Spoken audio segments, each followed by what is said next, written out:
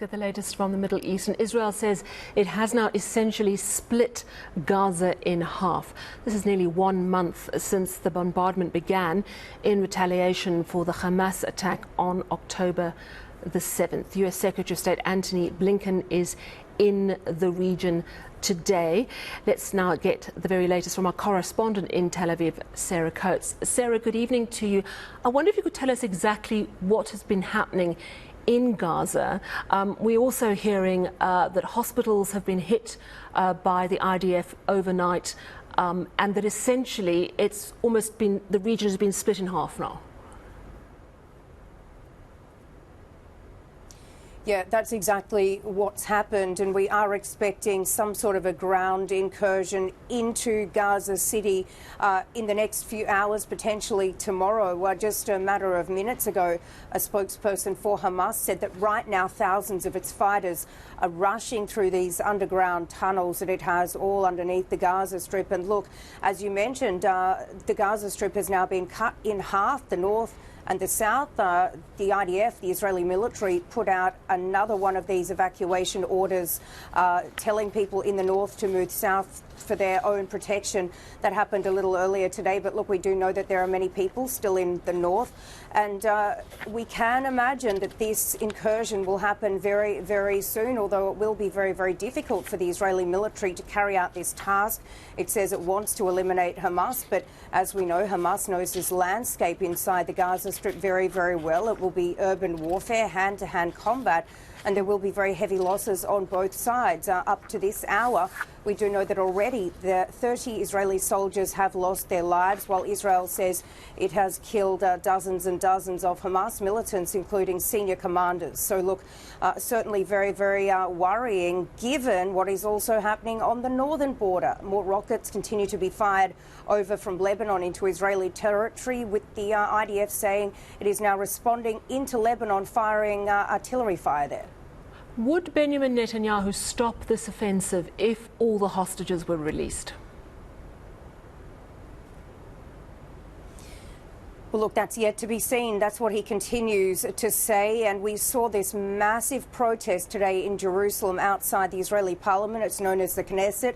Hundreds and hundreds of families of these 242 hostages gathered there, demanding that the government do more, demanding that that is its number one priority, to bring these hostages home, saying that it simply hasn't been doing enough. And that is the real fear of these families there with these loved ones stuck inside Gaza, that they will end up being killed through this incursion into Gaza City when the IDF finally goes inside. So look, it is yet to be seen if some sort of pause or ceasefire would happen if these hostages are released. But that is what the Prime Minister continues to say, despite all these calls from the international community. And even Secretary of State Blinken, who, as you mentioned, was here in the region. He was here in Israel on Friday. He was really pushing for a humanitarian pause, but Israel said absolutely not until the hostages are released.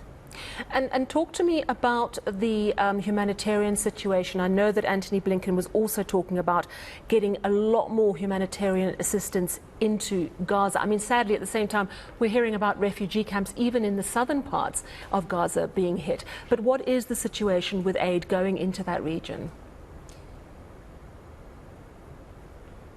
Look, it's really, really grim. Hospitals say they have just a matter of hours left until they have to stop working. We know that a number of the largest hospitals, like Al Shifa Hospital, it is running on its emergency generator right now, saying that they're having to turn people away. We have heard a number of doctors come out to say that they're treating people with vinegar instead of antiseptic because they simply don't have the things to treat people.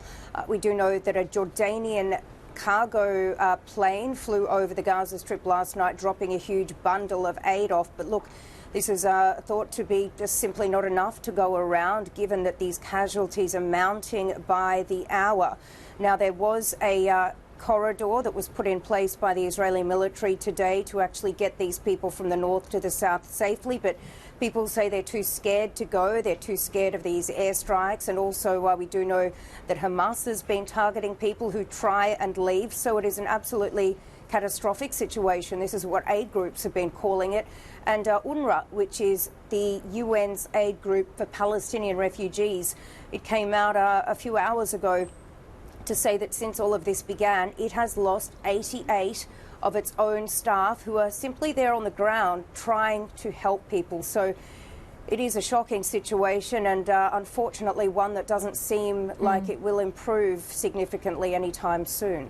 Yeah, and you mentioned that even the United States is saying even just a pause in this fighting. And we're seeing growing international condemnation with over 10,000 people dead, mostly civilians.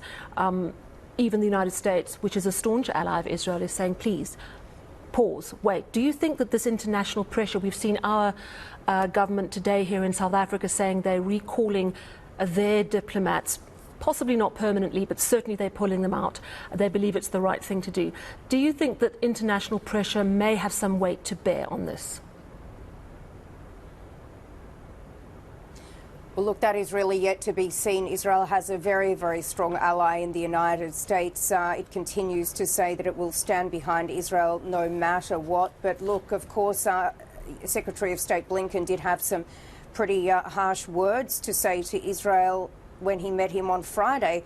Benjamin Netanyahu, I'm talking about, he said that we spoke in only ways that friends can speak, which does sort of suggest that he sort of told him to rein it back. And as you mentioned, the diplomats here in Israel, the South African diplomats, they were recalled today.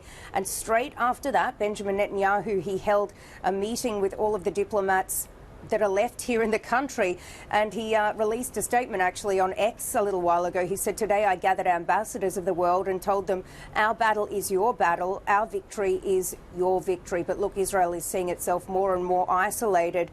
The South African diplomats are just the latest, coming on the back of Turkey, Jordan, Bahrain, and all of those Latin American countries. So there is a lot of outcry, a lot of condemnation, and many countries saying that this has to simply stop. Thank you so much. Really do appreciate you chatting to us. Our correspondent in Tel Aviv, Sarah Coates.